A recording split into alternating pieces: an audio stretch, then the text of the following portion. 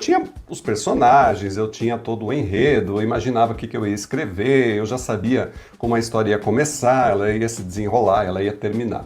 Mas quando eu sentei para escrever, não saiu, simplesmente eu não conseguia. Escrevi algumas coisas, algumas frases, mas aquilo que eu tinha imaginado saiu completamente diferente do que eu escrevi. Parecia que as frases e as palavras não acompanhavam aquela ideia original e genial que eu tinha tido.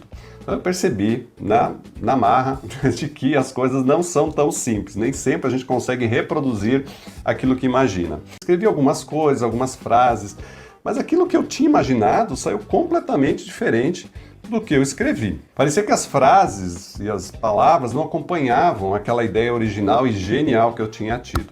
Então eu percebi na marra de que as coisas não são tão simples, nem sempre a gente consegue reproduzir aquilo que imagina.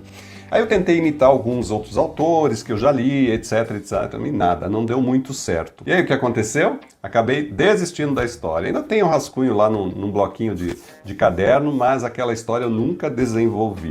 E claro, né, a gente fica frustrado porque acha que a gente tem uma grande história na mão e efetivamente não consegue desenvolvê-la. Mas o que eu não sabia na época é que encontrar o seu estilo é um processo natural. É uma coisa que você vai adquirindo aos poucos, que vai desenvolvendo. Você pode levar, como eu também levei, um certo tempo, mas eu tenho certeza que você vai conseguir.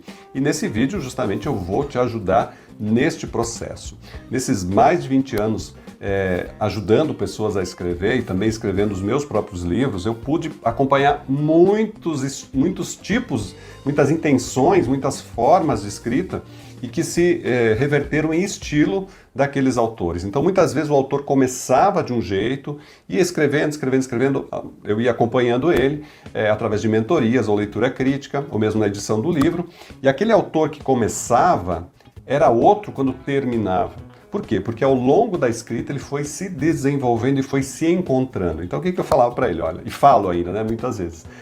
Volta lá no começo e reescreve da maneira que você terminou, porque lá está o autor que você é, não no começo. E encontrar essa voz é que é extremamente importante. Então a voz não é o estilo ainda, a voz é uma outra coisa que você vai encontrando e no resultado de tudo isso, um dos elementos é a voz e o resultado de tudo isso vai ser o seu estilo.